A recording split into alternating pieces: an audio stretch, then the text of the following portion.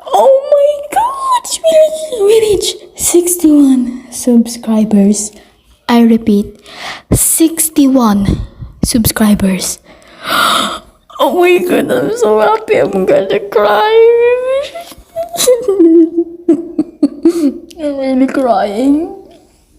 When I posted my second ASMR, it was like 17. Then I just received the notification. I just opened YouTube, and then I saw I have 61 subscribers. Oh my god, y'all, thank you. Thank you. I don't know how this means to me very much. I'm so happy. I'm glad that you really, really love my ASMRs. And for this video, we're going to do a Sick Eddie Monson X listener ASMR, which entitled Can I Have One More? So it's basically, so the plot is, wait, let me think for a minute.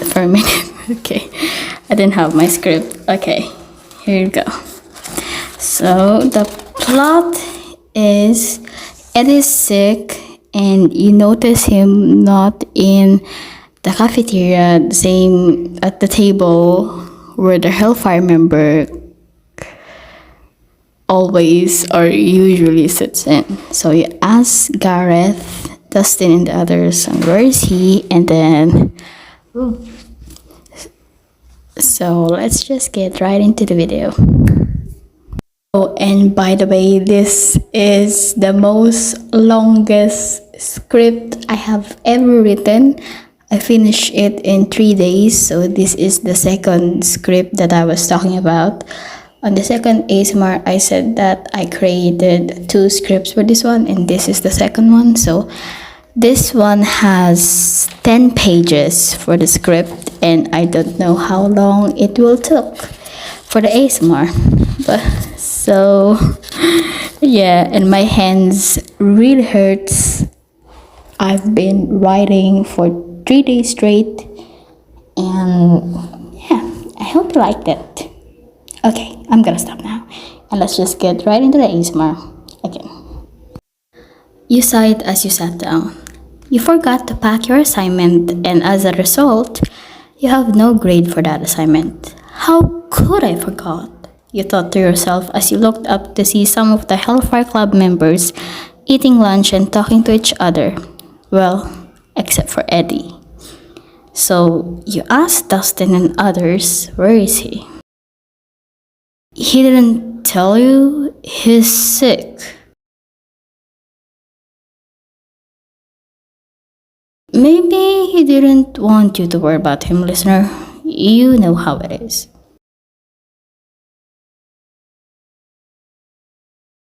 Why don't you go to his trailer after school?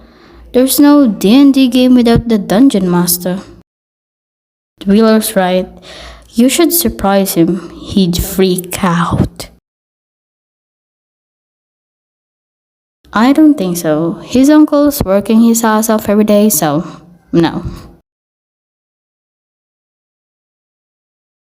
They all looked at you with a smile, and you were confused at why are they looking at you like that. Boys, let's talk, Dustin said as they circled themselves and talked in whispers.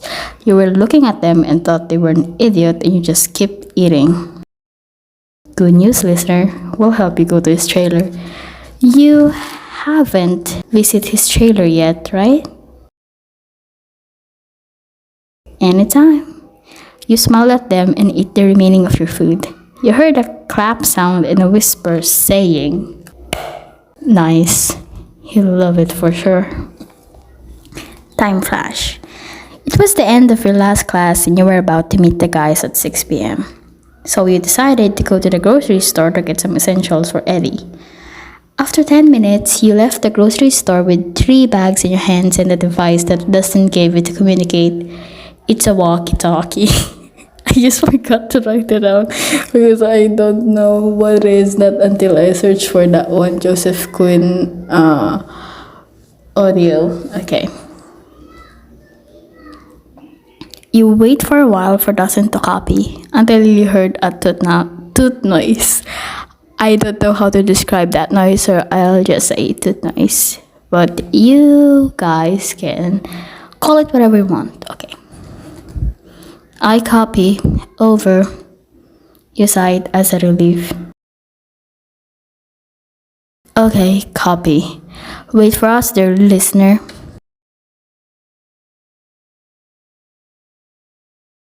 He said, and he ended up the call.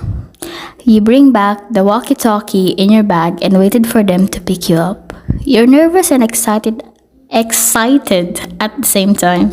Okay. It's your first time going to Eddie's trailer.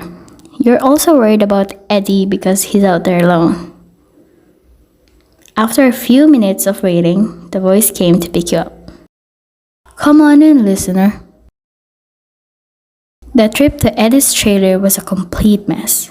Garrett and the others ate some chips that you bought for Eddie. You scolded them and they immediately put their hands off the chips. It took 10 minutes to get to Eddie's trailer. We're here, listener. Good luck on Eddie. Anytime. Here, let me open the door for you.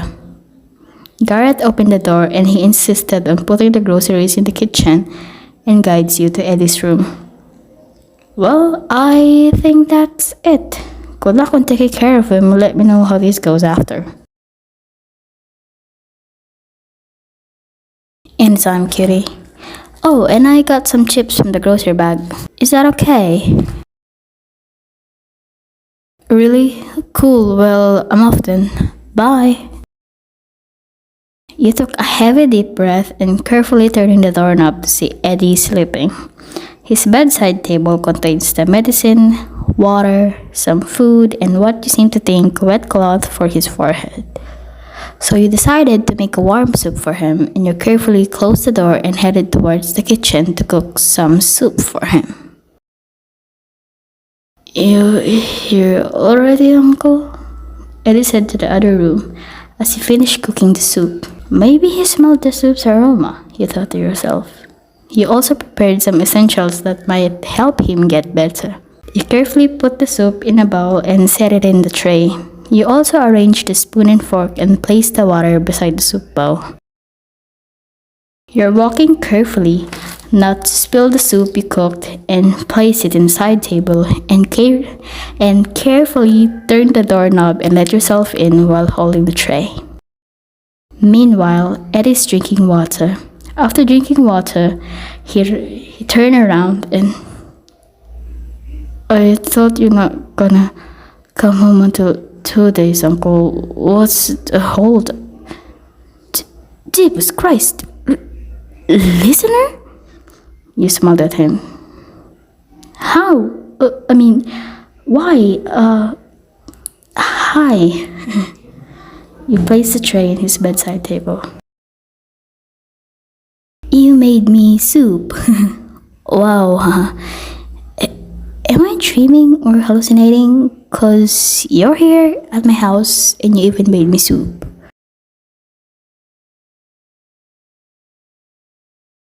How do you know that I'm sick? And how do you know my location?